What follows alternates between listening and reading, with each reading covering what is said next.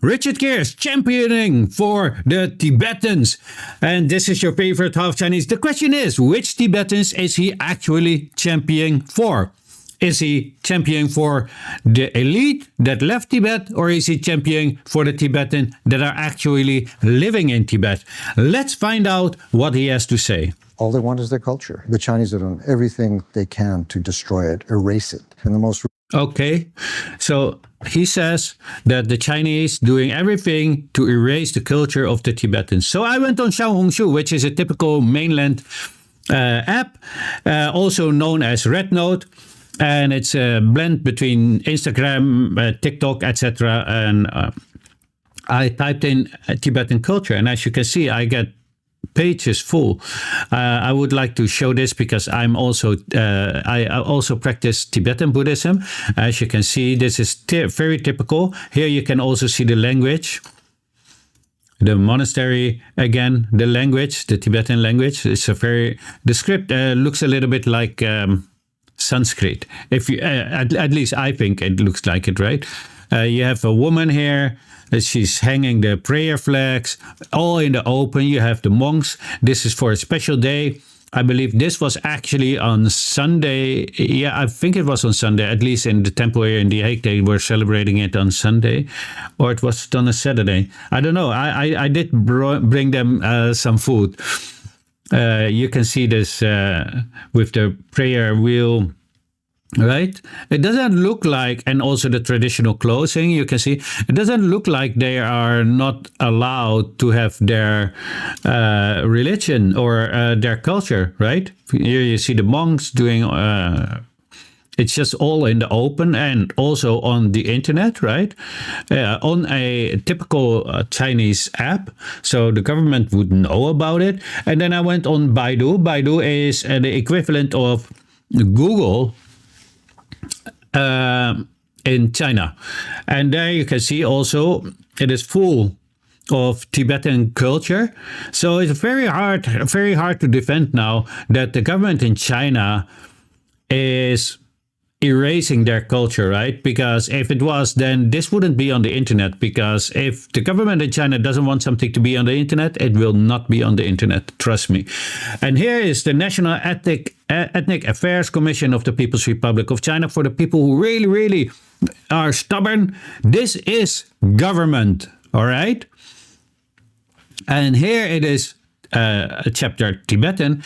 And here they talk about all this in the Tibetan society under the rule of theocracy and feudal serfdom, the social life and customs of the people of all walks of life in the Tibetan people have the historical traditions and culture characteristics of their own people. And then there are by piece explaining the culture. Tibetans are not used to having names. Names are generally genders, usually 2 or 4 words, mostly taken from Buddhist scriptures, so more people have a name. So, and then Tibetan men and women have more braids, etc., etc. The main food in the agricultural area is fried blue or peas to make flour and mix with tea, etc. The farm area, etc. The temple building has a unique style. The floors overlapping, etc. At present, in the vast agriculture and forestry, etc. In some large towns and large monasteries, there are a small number of craftsmen engaged in carpentry, ironstone, and so on. And it goes on. Tibetan literature, large amount of cultural heritage has been preserved, and the earliest hand rolls, wood, gold inscriptions. Now this is very important, right? So it has been preserved. It's literally on the website of the government, right? If the government says it has been preserved, how are you going to say that they want to erase it, right? And about Tibetan medicine, which looks a little bit similar like traditional Chinese medicine. Tibetans, their calendar, Tibetans use the calendar of their own people to write 5 lines, yin and yang, and the 12 zodiac years. There's a popular proverb, and it goes on, right? Autonomous regional, some traditional festivals such as Tibetan New Year, the Sagardava Festival, the Wangkoki Festival, the Serfdom Festival, and many temples have been preserved and narrated. Well, you know, it's kind of hard to say that the government is erasing their culture and or doing everything they can to erase their culture. If they did, this wouldn't be there, right? Now let's see. This is the Constitution of the People's Republic of China, right? So I went to Article 4. All ethnic groups of the People's Republic of China are equal. The state shall protect the lawful rights and interests of all ethnic minorities and uphold and promote relations of equality, unity, mutual assistance, and harmony among all ethnic groups. Discrimination against and oppression of any ethnic group, that includes Tibetans, right? Because they're an ethnic group, are prohibited. Any act that undermines the unity of ethnic groups or creates divisions among them is prohibited. The state shall, in the light of the characteristics and needs of all ethnic minorities, assist all ethnic minority areas in accelerating their economic and cultural development. All areas inhabited by ethnic minorities shall practice regional autonomy, establish autonomous organs, and exercise the power to self-govern. All ethnic autonomous areas are inseparable parts of the People's Republic of China. All ethnic groups shall have the freedom to use and develop their own spoken and written languages and to preserve or reform their own traditions and customs, and that is protected in Article 4 of the Constitution of the People's Republic of China. And we have Richard Gere saying right here, to destroy it, erase it. And the most recent... To destroy it or erase it, right? Let's listen. Destroy it, erase it. And the most recent is unfortunately something that happened here. But let's hear what he has to say. Taking the children away to boarding schools, erasing their history, erasing the language, taking that away from them, giving them... All right. So we have two things. Boarding school. So Tibet is a very, very vast area. And there are some places where there is farmers and there's just a couple of people living on a huge space. We in the West don't know about it. Don't know anything like that, right? Because we are living all on each other. Therefore, our schools are always nearby. For them, it's not. So, what did the government of China do? They gave them boarding schools. It's not mandatory or compulsory. They are allowed to go to any other school, but it's just convenient. So we go to the boarding school.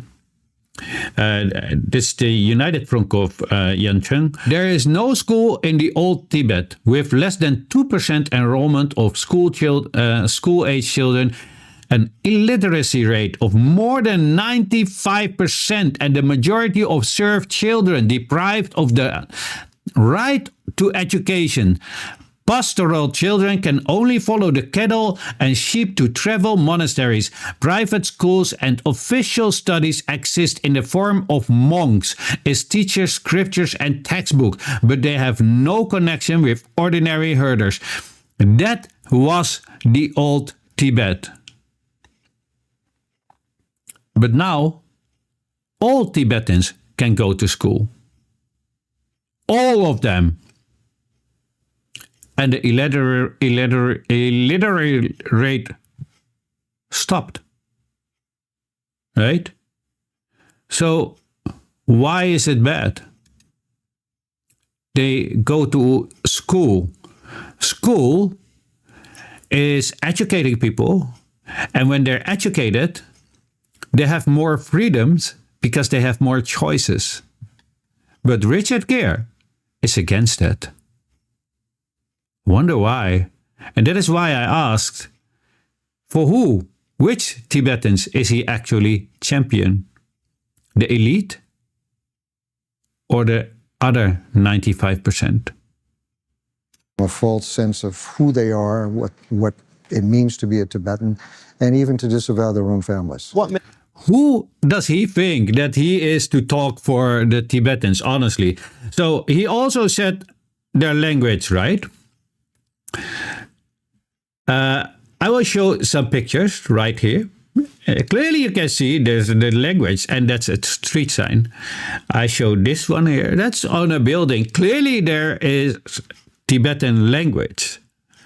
And then you have here the money.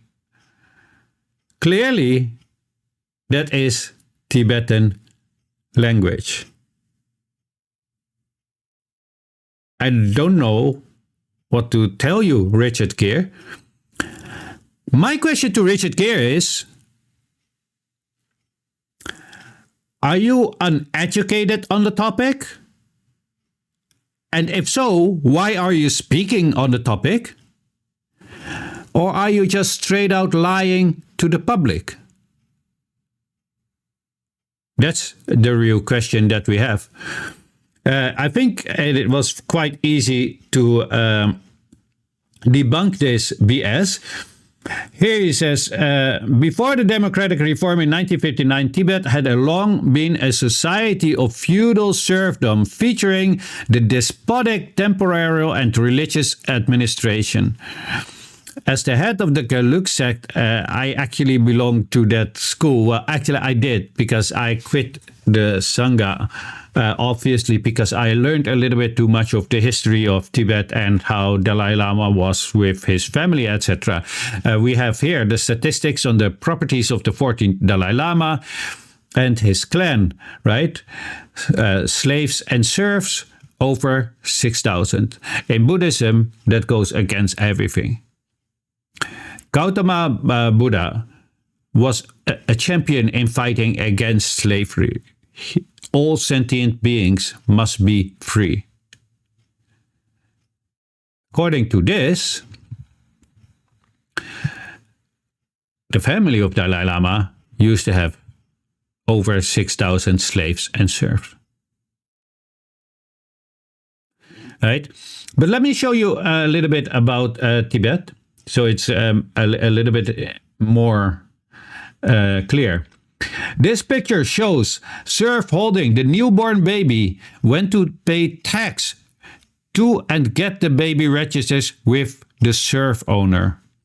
In Old Tibet, which followed the feudal serfdom featuring temporal and religious administration, the three estate holders owned most of the means of production and through economic means owned slaves and serfs, right? Is that actually what he is championing for? Because to me it looks for, but maybe he doesn't know. Maybe he's just uneducated. I don't know. You tell me. This picture here, do you guys know what this is? This picture is serf owners ruthlessly exploited serfs through corvée and usury. The picture shows the serf carrying his serf owner, a kind of eula corvée. Just imagine you have to carry people, and it's very mountainous. As you can see, it's very steep, and it doesn't look like he's wearing any shoes. And you're walking in the wild with this person on your back. And here we are. This picture shows serf owners force their serfs to do labor while being shackled. I'm not sure if they all had to do it, but probably he might have run one time. I know that they would be beaten up.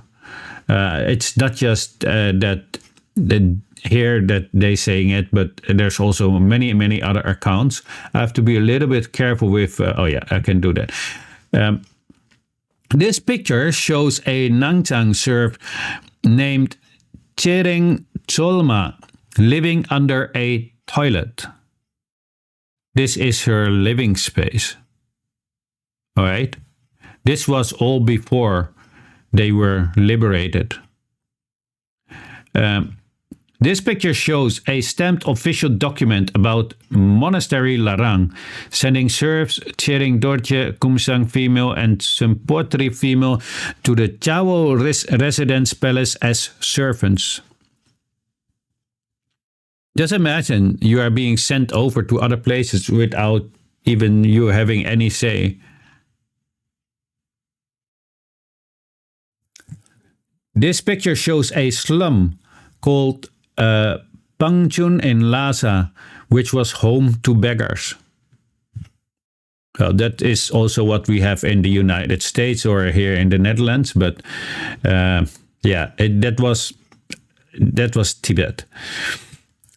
In the picture, 1 foot of a herder named Doito in Amdo County was chopped off by the tribal chief. The interests of the 3 major estate holders were sacred and inviolable in the codes. If the serfs encroached upon the interest of the 3 major estate holders, it was regulated in the codes that such punishment as gouging out the eyes, paring the leg meat, cutting off tongue and hands, pushing people from the cliff, throwing people into water, or killing the person would be conducted to the violations in accordance with the different offenses as a warning to others. And here you see another one. Picture shows herder Pemo Hongcheng Shu's right hand and was chopped off by the serf owner. And yeah, I cannot show the other picture because that is a little bit too ruthless. The other picture, and I will link the links in the description so you can have a look for yourself, is human skin. Yes, they skinned other humans.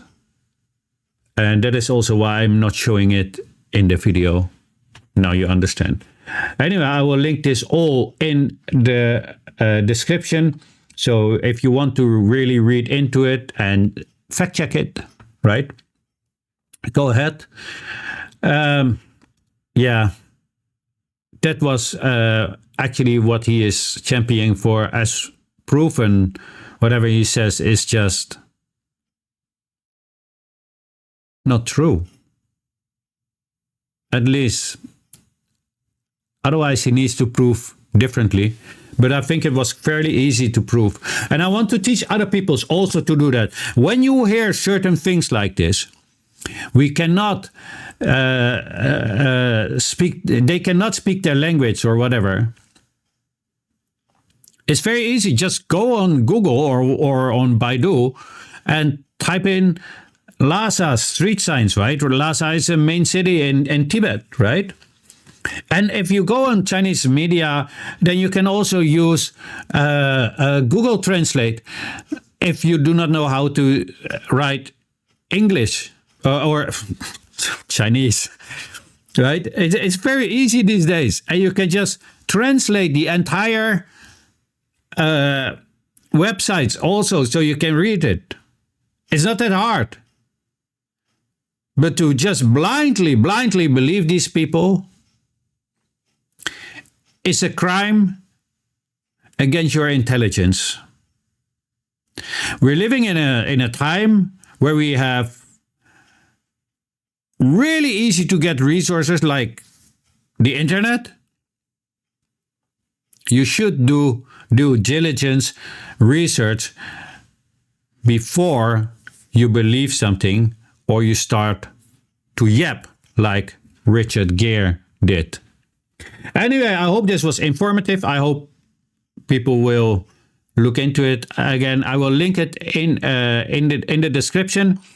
Also, I have a buy me a coffee these days, but you're only allowed to donate if you have more than enough money, if you're financially lavish like that. Then just throw me something to buy a coffee only if you want to. And if you don't want to, that's fine too. I love you anyways. And for the people who don't or cannot, don't feel bad about it. Just give a little like, share my video, and that's already more than enough to me. Thank you for your attention, and I hope to see you guys in the next video. And girls, I have to say that these days, and everything in between. Your favorite half Chinese. Have a great day.